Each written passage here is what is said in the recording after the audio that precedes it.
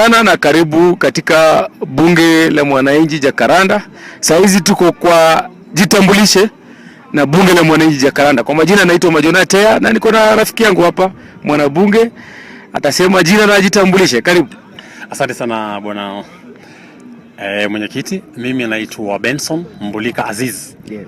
Mimi ni mwanabunge na nafurahi sana kuwa hapa siku ya leo kuweza kujumuika na wewe katika hii sehemu. Karibu. So swali la kwanza, umeona Afrika vile tuko na vile watu wanasema kwamba tunatafuta ukombozi wa tatu.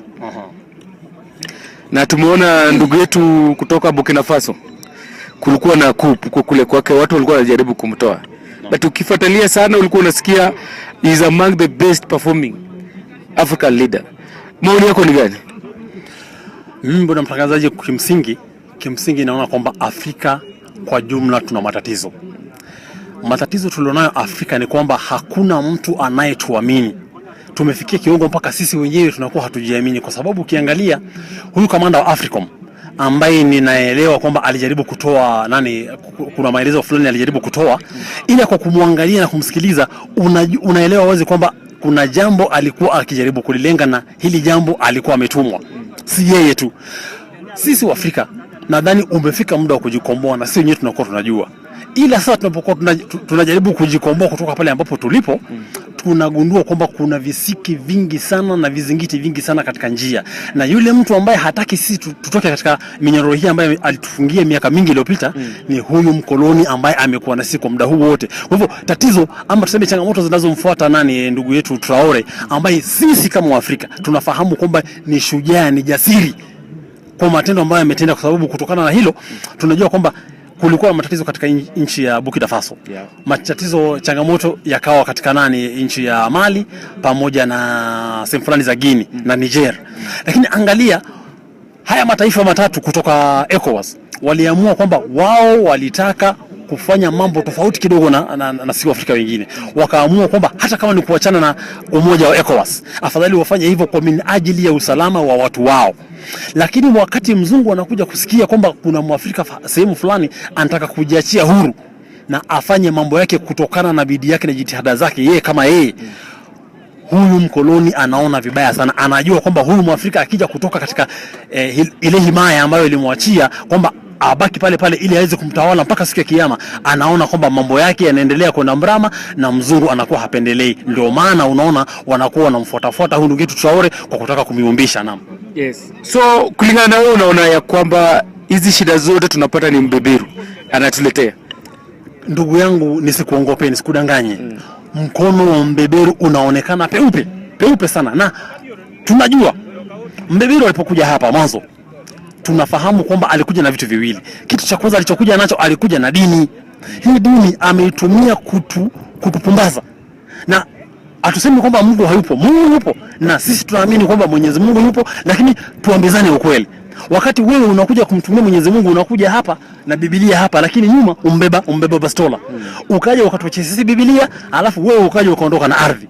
Sasa hiyo ardhi ukiangalia, kwa mfano wale watu ambao wana mashamba makubwa katika nchi zetu za Afrika ni watu gani hao? Si ni mabeberu wao? Yes. So tunapozungumza hili jambo tunazungumza kwa uchungu mkubwa, kwa sababu tunajua rasilimali kubwa inayotoka Afrika haiwasaidii Afrika wenyewe, inawasaidia mabeberu ambao wanatumia bado rasilimali hiyo.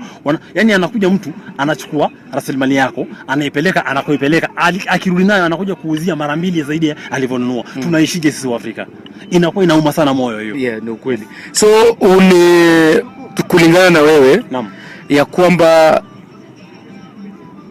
mbeberu ameona ya kwamba bwana Traore amekuja na uongozi yenye inaegemea upande wa kulinda mwananchi, si kuegemea upande wa kulinda mbeberu. Hewala. Na hili jambo ndugu mtangazaji halijaanza sasa hivi. Yes. Limeanza kitambo kidogo. Tunakumbuka Mbelgiji kipindi hicho. Yes. Alipo bana Patrice Lumumba. Yeah. Walikuja wakapata kwamba Patrice Lumumba alikuwa ni kiongozi shupavu ambaye alijua Mwafrika alikuwa kitaka kitu gani. Walipokuja kuangalia wakaona huyu jamaa ni kama atakuja kuwaletea mwangaza wa Afrika, na wale wanaamini kwamba Mwafrika ni lazima aishi chini ya himaya ya mbeberu. Wanakuwa hawapendezei hivi. Hili jambo halikuishia pale. Wamekuja wakamsukumiza jamaa mmoja, huyo rafiki rais alikuwa wa Ghana huyo. Kwame Nkrumah alikuwa ni mtu ambaye alikuwa na maono shupavu kama Mwafrika, lakini njoo angalia, alikuja akayumba, hakupata ule usaidizi na ule msaada, kutokana na kwamba mbeberu hakupendelewa namna hiyo. Tuje tumwangalie Gaddafi. Gaddafi alikuja akafika kiwango cha kwamba nchi ya Libya ilikuwa ni nchi ambayo ilikuwa ni kama mwenge wa Afrika, lakini angalia, walikuja wakampima, wakatumia rais ambaye alikuwa ni tunamwamini kwamba alikuwa Mwafrika, yule Obama yule, lakini wakati huo ndo alikuja kufanya nini? Akaja akaondolewa, akauawa. Kwa hivyo huyu ndugu yetu Traore huyu, ishara zote zinaonyesha kwamba mbeberu anakuwa hampendelei. Na hampendelei kwa sababu gani? Injili aliyokuwa akihubiri Patrice Lumumba ndo injili hiyo alikuja kuhubiri jamaa nani Kwame Nkrumah, na ndo injili ile moja aliyokuja kuhubiri nani Gaddafi, Omar Gaddafi, alafu ndo hii ambayo ameibeba huyu Traore.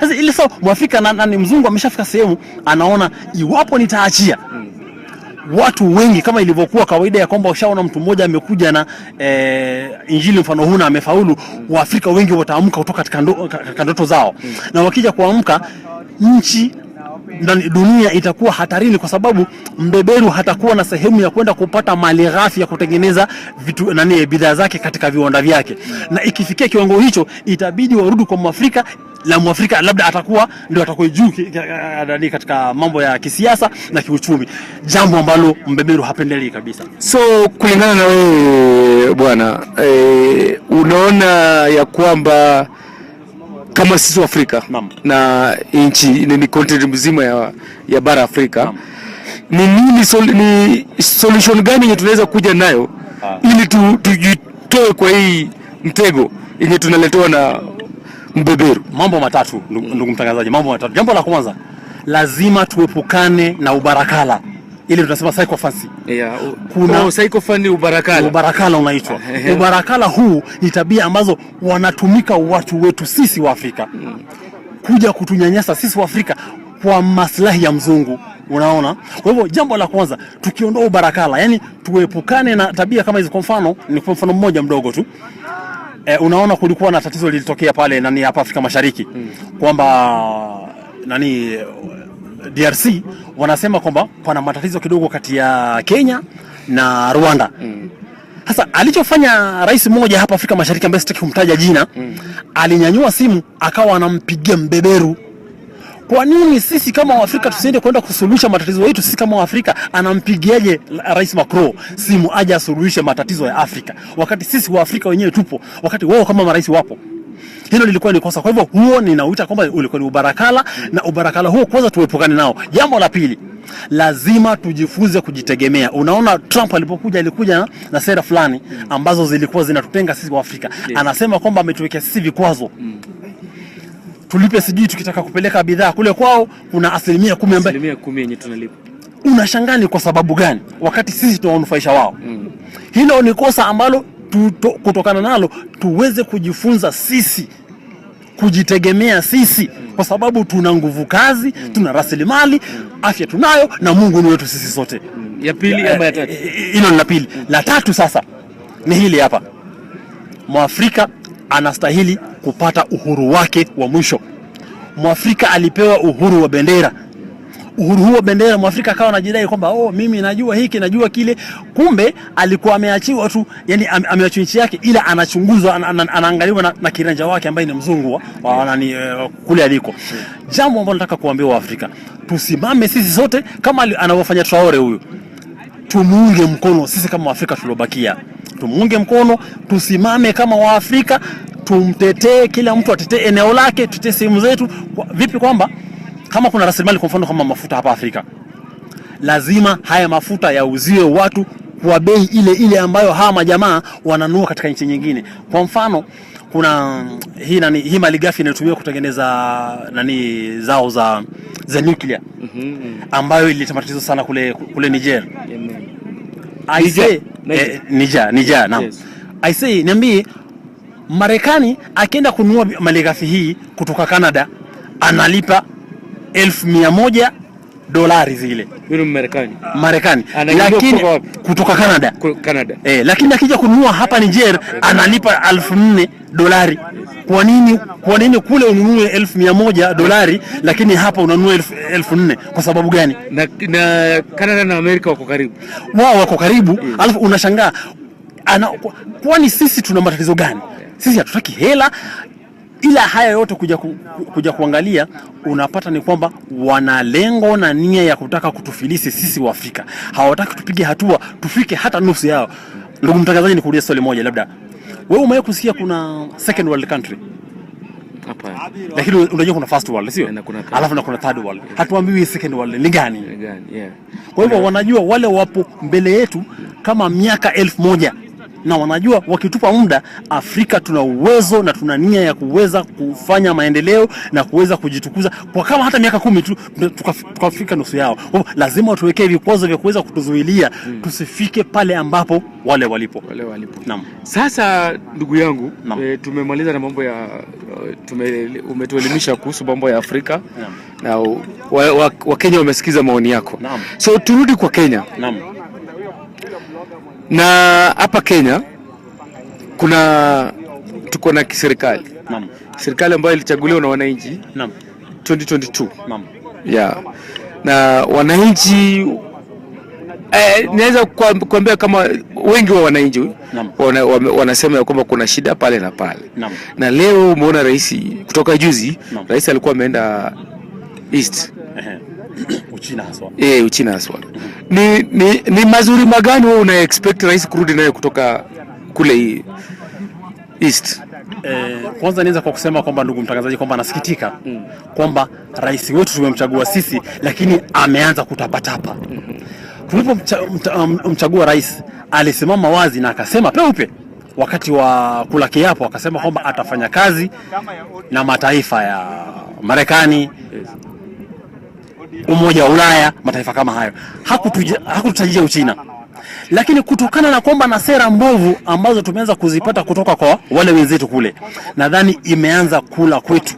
Ameanza kugundua kwamba inakuwaje hii. Lakini shida kubwa ni kwamba pia rais wetu anaelewa kwamba serikali yake imekopa kupitiliza.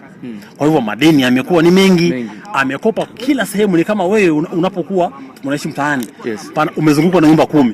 Umekopa kwa nyumba zote 10 mpaka huna sehemu ya kupitia. Sasa ukitaka kutoka, unatoka usiku ama asubuhi na mapema.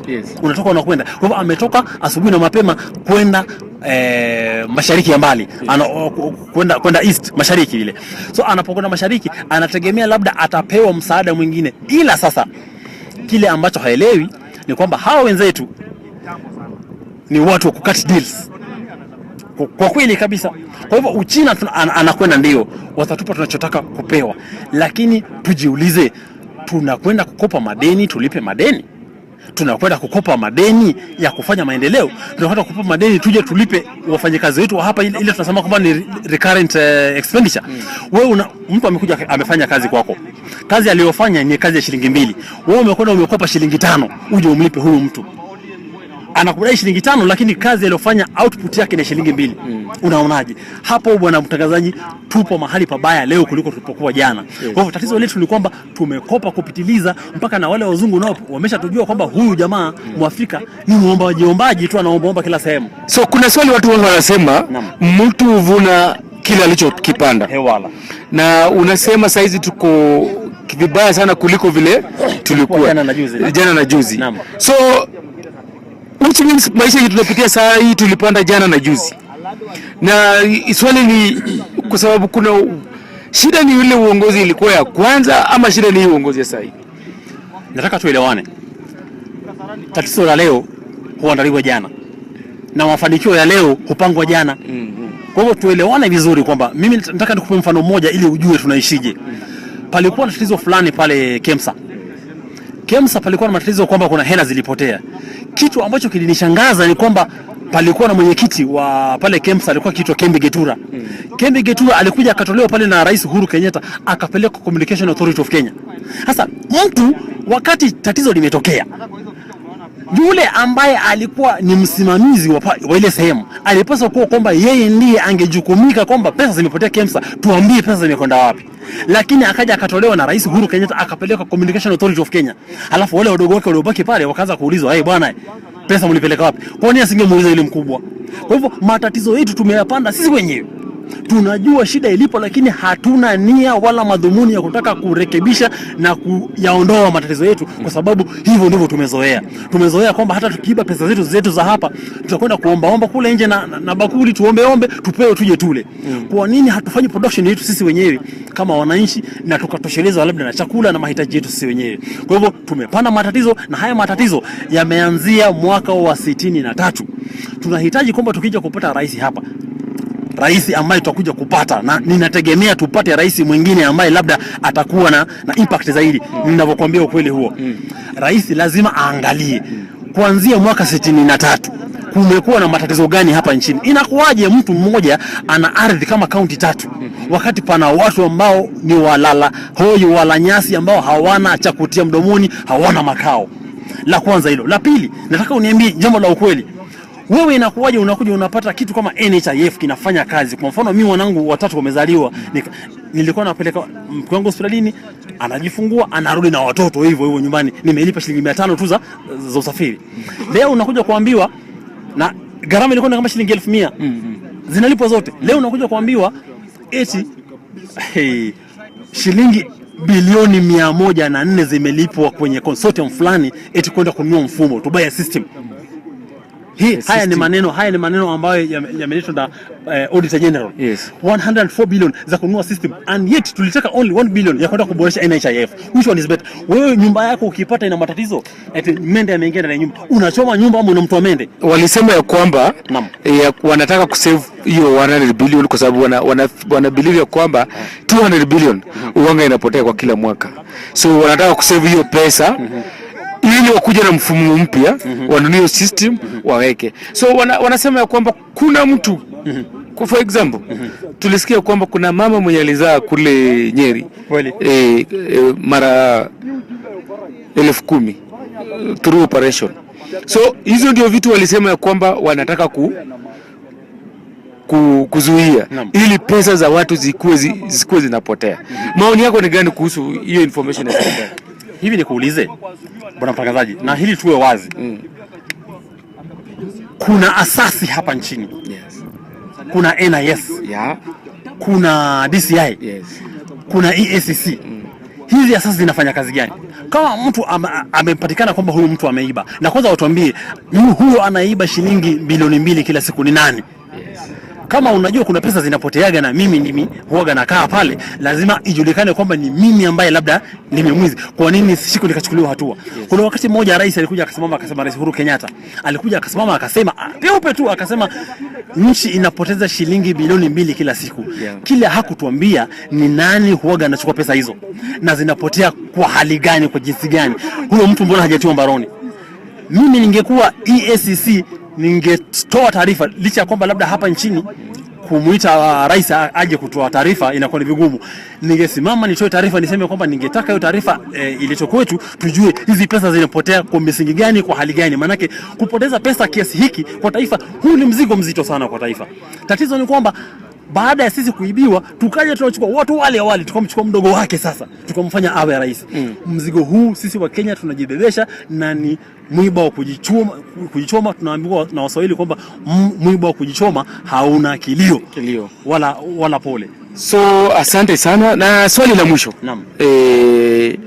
Tulisikiza ndugu yetu rais saizi, yule rais saizi, until the day mnaweza peleka motion kwa bunge ama kitu yote ifanyike, lakini rais mwenye tuko naye ni huyo. Akisema ya kwamba pesa ambayo county government na MPs wanangangania, wamwachie, kama wanaona wao wanangangania hizo za barabara, wamwachie mwenyewe, wamwachie yeye mwenyewe, atashughulika kujenga barabara Kenya mzima. Unaona hiyo ni ukweli? Katika hadithi za Esopo niliwahi kusoma kisa fulani. Hadithi za Esopo. Mambo fulani hivi ya fasihi. Yes. Nilisoma sehemu fulani mpaka nikawa nacheka. Fisi alisema kwamba ili mniache mimi, nataka muende kazini nyie, mniache mimi nitunze hawa mbuzi, na mkija jioni mtawapata wote. Ili nikuulize wewe, tumemwachia rais pesa za kwenda kutengeneza SHA na SHIF na SHA. Yeah. Amefanya nini? Tumempa pesa, hatujampa, ametunyang'anya pesa kupitia kodi za lazima za kwenda kujenga nyumba. Hatujui hizo nyumba amezijenga wapi, amejengea kina nani, hatujui sisi ambao tumekuwa taxed tunakwenda kuzipata hizo nyumba. Hizo pesa amefanyia nini? Kabla hujatuambia kwamba unataka uongeze pesa, tuambie zile ambazo ulizipata pale umezifanyia nini. Kaja Ndindi Nyoro aliyokuwa mwenyekiti wa park, amekuja amesemaje eti haya madeni ambayo tunabambikizia kwamba tunayo, huenda haya madeni hata hayapo. So ina maana kwamba tunarubuniwa, tunahadaiwa, tunaongopewa na watu fulani kwamba kuna pesa ambazo sijui zinatoka. Huu wote ni uongo. Rais afanye jambo moja la heshima. Aheshimu ofisi yake na aheshimu umri wake. Awaheshimu wa Kenya ambao walimtea ofisini, aache kuwahadaa. Yeye ana pesa za kuweza kutosha. Tunajua kwamba kuna ile zile pesa ambazo alichukua akakarabatia Ikulu. Hizo zilitoka kwenye fund gani? Mbona hajatuambia? Tumwachie aende sasa akanunue chopa nyingine. Tuna matatizo, na matatizo hayo nasikitika kusema kwamba tulijitakia sisi wenyewe. Tulikuwa na muda wa kumteua rais, maana yake walisimama watu zaidi ya wawili, tukamuona kwamba huyu ni rais. Tujifunze kula jeuri yetu ili ikifika 2027 tumchague rais ambaye ana ubongo, ana macho na ana maoni na maono ya Wakenya. Ninasema bwana mtangazaji. So kulingana na maoni yako, sasa wewe unaona hii ni ya CDF iende upande gani? Ibaki kwa wanabunge ama iende kwa county government? Hilo swali ni kama kuniuliza hapa pana chui na hapa pana simba, unataka kuliwa na nani? Unataka kuliwa na nani? Lakini ninaona afadhali niliwe na huyu simba anaitwa county government. Iende kwa county government, maana yake hao ni wachache, alafu pia ni watu ambao Auditor General anaweza kuwafikia, awambie tunataka tuangalie labda katika financial year 2025-2026 ulipewa pesa kiasi fulani. Tuambie ulifanyia nini hizo pesa. Wakisha ratibisha wakajua kwamba hapa labda kuna hela zilipotea, hawa watu wafikishwe mbele ya sheria. Na wakishwa mbele ya sheria, jamani, tunaomba bwana DPP afanye haki. Asitufanyie kama alivyofanyia yale mambo ya Antonani yule Major John Waluke. John Waluke. Unapeleka mtu na NCPB umepoteza pesa. Alafu pesa zimepotea. Huyu jamaa unaambiwa anastahili kulipa shilingi bilioni 1.4. Baadaye unakuja unaambiwa eti jamani mweupe kama pamba. Je, pesa zilipotea? Ndio. Nani alipeleka? Hakuna mtu anayejua. Kaka, tunaishi vibaya eti kwa sababu wewe ukiimba wimbo serikali unakuwa mweupe kama pamba hata kama umeiba. Yes. Makubwa sana. So kulingana na wewe unasema ya kwamba bunge wanabunge ni kama chui na county government ni kama simba. So ni wewe unaona tu county government simba heri kuliwa na simba kuliko chui. Afadhali niliwe na simba huyu kwa sababu huyu chui kanila angalia. Kuna mbunge fulani alisemaga sisi wanasiasa ni kama mashetani. Alikosea. Wanasiasa si kama mashetani, wanasiasa ni mashetani haswa. Wanasiasa ni mashetani wenyewe, si kama mashetani wale jamaa. Manake wewe niambie, huyu jamaa mtu amekuja amepata pana pesa za hospitali, anasema watu hata mkifa hamtakufa sana kabla nirekebishe labda huu mfumo. Kwa nini usiache ile mfumo ambao upo kwanza ufanye kazi? Wanasema Waswahili, usiachilie tawi kabla hujashika tawi. Wewe unatoa mfumo huu na huu mfumo mwingine bado haujawa tayari, sio tutafariki wengi tu. Tatizo lipo, na ninasema hivi, hawa magavana wapewe muda, na hawa magavana tukiona kwamba wana mambo kama haya yaliokuwa ya wabunge hawa wachukuliwe hatua. Na kama nilivyosema, DPP anatuangusha. Kwa bahati mbaya DPP huyu anachaguliwa na rais ambaye pia ana mkono kila sehemu. Kwa hivyo tuna matatizo katika nchi, and this is what you call a constitutional dilemma. Hatujui tufanye nini. Tuko katika hali ambayo hatujui tunastahili tufanye nini. Lakini kwa jumla bwana mwenyekiti, naomba ieleweke vizuri kwamba wakati utafika itabidi tufanye marekebisho ya katiba. Marekebisho ya katiba ambayo itakana tufanye. Kwanza magavana hawa, wabunge hawa, wanasiasa hawa, hizo pesa wanazolipwa ni pesa nyingi sana, zinasababisha tunakwenda tunaomba. Hizo pesa zipunguzwe if possible by half. Jambo la pili, tuambiwe hizi kaunti zote zina manufaa gani kuwa hivyo. Zipunguze zirudi kama 20 ama 25. Alafu tujue hawa wabunge kazi yao ni nini. Kama wanaitwa na rais wanakwenda kule wanaambiwa nendeni mkamngoe makamu wa rais. Hiyo wanafanya within in record time. Lakini ukiwaambia nendeni mka apply article 143 pale ambapo inabidi kila mtu apate, wanajifanya ni kama si wao. Kwa hivyo hawa watu wamekuwa ni wasaliti. They are not representing us, they are not legislating, they are not oversighting. Wamekuwa ni wabarakala wa rais. Asante sana. So asante sana. La mwisho, jambo la mwisho lenye unaweza ambia wananchi. Jambo la mwisho, lazima tuambizane ukweli. Tumekula jeuri yetu kwa muda. Na mimi nafurahi muda huu ambao tunapitia kama Wakenya. Hizi changamoto ni nzuri kwa sababu zinatufundisha kwamba ukifanya maamuzi mabaya leo, hayo maamuzi yatakula kwako kesho.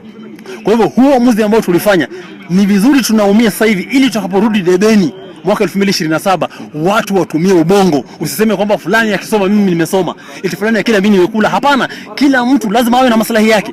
Mwanasiasa na maslahi yake, na mbona mimi sidai maslahi yangu? Ruto na maslahi yake. Yeye amekwenda kule East, akipewa shilingi 2 atakuja aseme nimepewa peni 2.